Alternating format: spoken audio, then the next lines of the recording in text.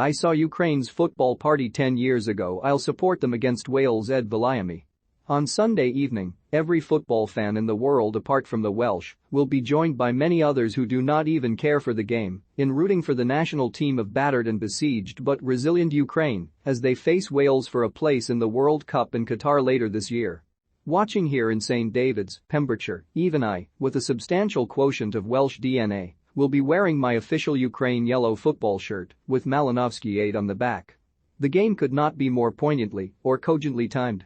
Just 10 years ago this week, a hugely successful football tournament kicked off, hosted jointly by Poland and Ukraine.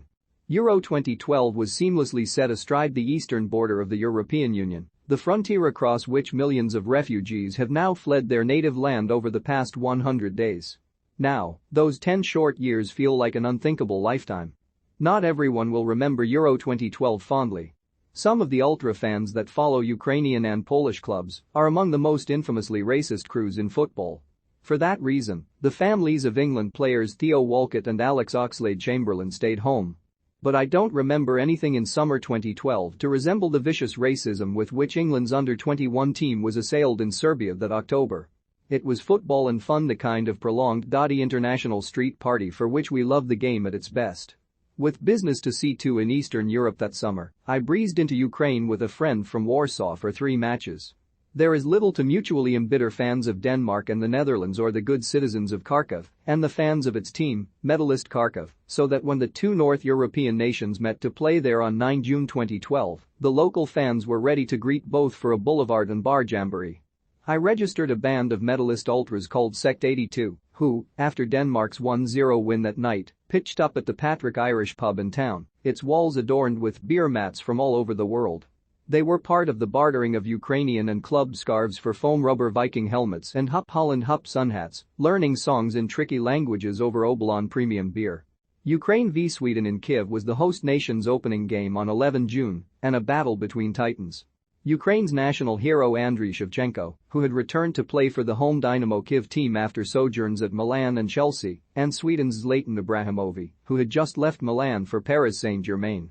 The former scored twice, the latter only once, and Ukraine's 2-1 victory launched euphorically hopeful festivities into a warm night, happily conjoined by defeated but devil-may-care Swedes, who converged on the central Maidan Zalesnosti, Independence Square, with several attempts to climb its central column, an obolon over the ride from Kyiv to Donetsk, a city founded by a Welsh steel magnate at the invitation of Imperial Russia for Ukraine's game against England, was easy and pleasant, aboard a newly installed Hyundai train along on a refurbished high-speed line. The only discomfort then was the eyeballing between England fans, who had played their previous game in Kyiv, and home supporters. On the afternoon of the game, 19 June, England fans prowled around under the watchful eye of Shakhtar Donetsk supporters and their compatriots. But there were even a few tentative rounds of drinks together, not usually part of England fans' away protocol, at Bar Svinya, Bar Pig, where visiting fans wanted to behold the wild boar kept there. Inside Shakhtar's rebuilt stadium, Wayne Rooney scored the only goal of the game, ensuring England qualified for the knockout rounds, but eliminating the hosts.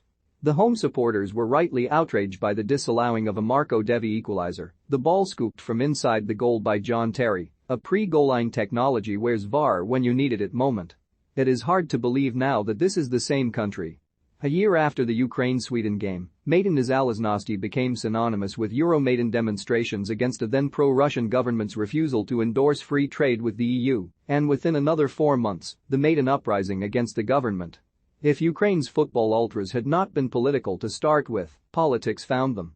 They became forces in response to the Russian separatist rebellion in the Donbas region and Russia's annexation of Crimea. The now popular chant "Putin Kylo.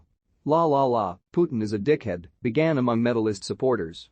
The customary truce between fans of clubs who loathe each other so as to support the national team in 2012 was reforged in 2014, but now in defense of the nation. This included supporters in the Russian-speaking East. The presence of pro-Ukrainian Shakhtar ultras visiting Odessa for a game on 2 May 2014 and their role in clashes with pro-Russian activists that day was part of a carnage in which 48 people died. That railway line between Kyiv and Donetsk, specially modernized for the Euros, is now severed by ferocious frontline fighting. Donetsk has been part of Russian separatist territory since 2014, when Shakhtar, then champions, were exiled to Lviv, later Kharkiv, then Kyiv. Medalist Kharkov's Sect 82 Ultras became the Azov militia initially with far-right loyalties in armed combat against a Russian-backed uprising and were latterly the vanguard of the heroic doomed defense of Mariupol. Russia played their games during Euro 2012 in Poland, and there were skirmishes before the two countries faced one another in a qualifying match, nothing serious.